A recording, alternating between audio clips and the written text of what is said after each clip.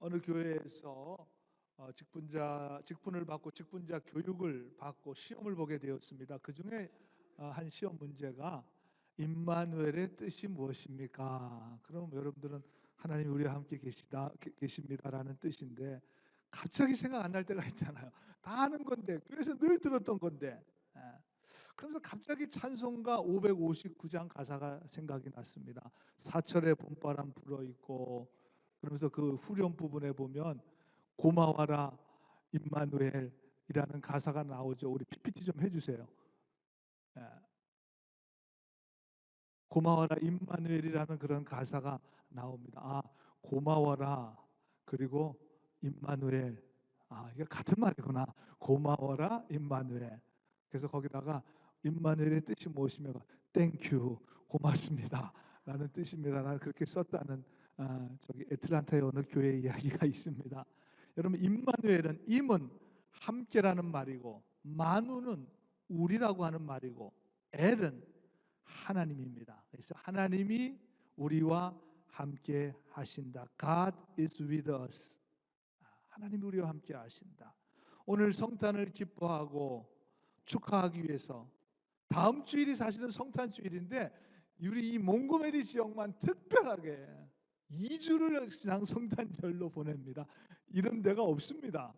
참 감사한 것 같아요. 2주간을 기뻐하는 것입니다. 오늘 이 성탄의 기쁨과 은혜와 축복이 여러분들 모두에게 임하시게 되기를 주님의 이름으로 간절히 축원합니다.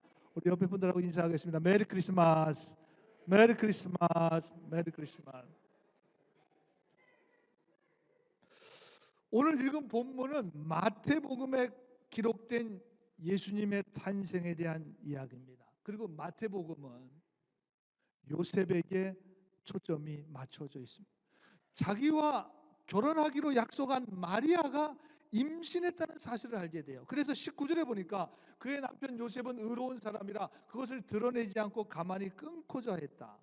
당시 모세의 율법에 의하면 약혼한 처녀가 임신을 하게 되면 돌로 쳐서 죽일 수도 있는 그런 아주 살벌한 상황이었습니다. 근데 요셉은 그걸 그냥 덮으려고 했습니다. 그때 주의 사자가 나타나셔서 마리아의 임신은 성령으로 된 것이라고 말씀해 주시고, 요셉이 그 말씀에 순종했어요. 24절에 보니까 요셉이 잠에서 깨어 일어나 주의 사자의 분부대로 향하여 그의 아내를 데리고 왔다. 자기의 생각을 버리고 주의 사자의 지시에 따라 그대로 순종한 요셉의 믿음은 우리가 이 성탄절을 보내는 이 기간에 빼놓을 수 없는 너무나 중요한 사건이 되었습니다. 여러분 놀랍지 않습니까? 뭐 남의 일이니까 여러분 괜찮습니까? 자기가 결혼하기로 약혼한 여자가 임신을 했는데 그것도 성령으로 잉태되었다는 것을 아무런 의심도 없이 받아들일 수 있다는 말입니까?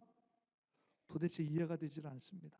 아니 100번 양보하고서라도 그래 그러면 그냥 없었던 일로 하는 거죠. 그런데 자기의 아내로 받아들이기는 참으로 쉽지 않았을 것입니다. 그런데 요셉은 마리아를 아내로 받아들였습니다. 그래서 우리는 매주 사도신경을 고백하면서 저는 이 요셉이 고백했을 것 같아요. 이때 요셉과 같은 믿음의 마음으로 고백합니다. 성령으로 잉태하사 동정녀 마리아에게서 나시고. 여러분, 하나님의 성령으로 잉태돼서 이 땅에 오신 분이 바로 예수 그리스도이십니다. 여러분 믿으시기 바랍니다. 이게 사실 믿어진다는 게 참 쉽지 않아요. 왜냐하면 이건 상식적이지도 않고 세상의 과학이나 철학이나 논리로 이거를 설명하거나 이해될 수가 없습니다. 그런데 우리는 조금도 의심하지 않고 동정녀의 몸으로 성령으로 잉태하셔서 이 땅에 오신 예수 그리스도를 믿습니다. 이 성탄의 믿음으로부터 시작해서 우리는 그분이 십자가에 죽으시고 부활하심을 믿습니다. 그리고 우리는 그 예수를 믿음으로 구원을 받고 영원한 생명을 얻게 되었음을 믿습니다. 그 예수님이 바로 임마누엘, 오늘 우리와 함께 하심도 우리는 분명히 믿습니다. 근데 생각해 보니까 임마누엘, 하나님이 우리와 함께 하시기 때문에 이 성탄의 사건부터 시작해서 예수 그리스도의 십자가와 부활과 승천, 그리고 주님이 다시 재림하신다는 이 기독교의 가장 핵심적인 진리를 하나님이 우리와 함께 하시기 때문에 이게 믿어지는 거예요. 사실은 이게 믿어지는 거죠. 강제로 믿으라 그래서 믿는 게 아니라 이게 믿어지는 거예요. 오늘 본문 22절에 보니까 이 모든 것을 된 것은 주께서 선지자로 이미 하신 말씀이에요. 이르시되 23절에 보니까 보라 처녀가 잉태하여 아들을 낳을 것이요 그의 이름을 임마누엘이라 하리라. 이는 번역한즉 하나님이 우리와 함께 하시다. 이게 여러분 이사야 7장 14절의 말씀이에요. 이 말씀이 이루어졌다는 거예요.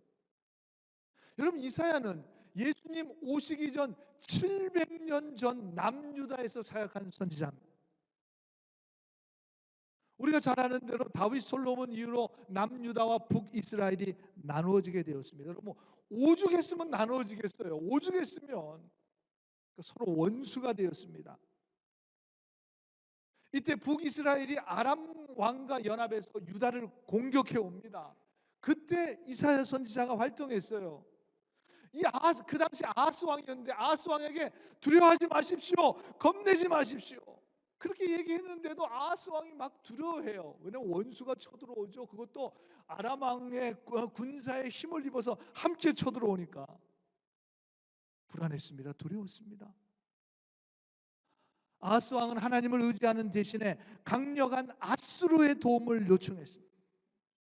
하나님보다는 강력한 나라를 의지해야 아수르가 와서 좀 도와주면 이들과 싸움과 전쟁에서 이길 수 있다고 생각했습니다. 그때 이사야를 통해서 주신 말씀이 바로 이사야 7장 14절 보라 처녀가 잉태하여 아들을 낳게 될 것이고 그 이름은 임마누엘이 아니라. 도저히 우리 힘으로 이길 수 없는, 그래서 강대국의 도움 없이는 안 된다고 생각했던 아하스 왕에게 주신 이사야 선지자의 메시지입니다. 그런데 여러분 한번 생각해 보세요. 지금 전쟁 중이에요. 그런데 처녀가 잉태하고 아들을 낳는데요. 그게 임마누엘이래요. 사실 어떻게 보면 좀 생뚱맞은 소리 아니에요, 여러분? 전쟁에서 승리할 거라 하나님이 천군 천사를 보내주셔서 하늘에 만군을 보내주셔가지고 정말 우리가 이 전쟁에서 승리할 거라 그러면 이해가 되는데, 이 전쟁 중에 아기가 처녀를 통해서 아기가 태어난다는 거예요. 여러분 이 말씀을 우리가 깊이 생각해 보면 여러분 전쟁 중에 아이가 태어나요. 그리고 그 아이는 처녀가 또 잉태를 했대요. 이건 불가능한 상황이잖아요. 왜냐하면 뉴스를 들어보니까 전쟁이 나면 우리는 군인이 많이 죽을 것 같지만, 물론 군인도 죽겠지만 아이들과 일반 민간인들이 제일 많이 죽는다는 거예요. 그렇죠. 군인들은 뭐 총이라도 가지고 있는데 아무것도 없잖아요. 특히 아이들이 그래서 많이 죽습니다. 정말 절망적인 상황이죠. 지금 전쟁 중입니다. 처녀가 잉태하는 것도 불가능한 상황이고 아이가 태어나봐야 뭐예요? 전쟁이라서 지금 다 죽게 생겼는데 아무 소망이 없는 그런 상태였습니다. 그런데 임마누엘 하나님이 함께 하심으로 이 전쟁에서 승리하게 된다는 것이고, 하나님을 바라봄으로 이 전쟁은 반드시 하나님께서 승리하게 해 주신다고 하는 선포가 바로 이사야 7장 14절의 말씀입니다. 여러분 실제로 아하스 왕은 그 전쟁에서 승리하게 되었습니다. 그리고 700년이 지나서 동정녀 마리아를 통해서 성령으로 잉태되어 오신 이 땅의 예수님, 여러분 이 세상은 죄와 사망과 멸망 가운데 거할 수밖에 없었어요. 도저히 가망이 없었습니다. 소망이 없었습니다. 구원받을 수 있는 길이 없었습니다. 그런데 예수 그리스도를 통해서, 동정녀를 통해서, 이 땅에 오신 예수 그리스도를 통해서 온 세상이 구원을 받고 하나님의 자녀가 되는 그런 영원한 승리를 가져오게 되었습니다. 그것을 기뻐하고 감사하는 것이 바로 성탄절 크리스마스. 감리교회를 시작한 존 웨슬레는 죽기 전에 이런 유언을 했습니다. 이 세상에서 가장 좋은 것은 하나님이 우리와 함께 하시는 것이다. The best of all is God is with us. 하나님이 우리와 함께 하시는 것이 가장 좋은 것이다. 오늘 본문 21절에 아들을 낳으리니 그 이름을 예수로 하라 그랬습니다. 이는 자기 백성을 그의 죄에서 구원할 자이십니다. 여러분, 예수, 지저스라고 하는 말의 뜻이 우리를 구원할 구세주다 그 말이에요. 예수님은 이 땅에 임마누엘로 말씀이 육신이 되어 우리와 함께하기 위해 오신 하나님이십니다. 그리고 그분은 예수님이세요. 우리를 죄와 사망으로부터 구원해 주실 분이시라는 것입니다. 룻기의 표현을 하자면 리디머예요. Jesus is my redeemer. 우리를 죄를 속해 주시는 분, 자유케 해 주시는 분, 우리를 구원해 주시는 분, 우리를 다시 하나님의 자녀로 회복시켜 주시는 분이 바로 예수 그리스도십니다.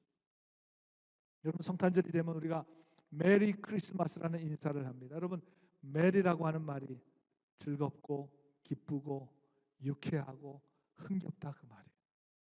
기쁜 성탄이다.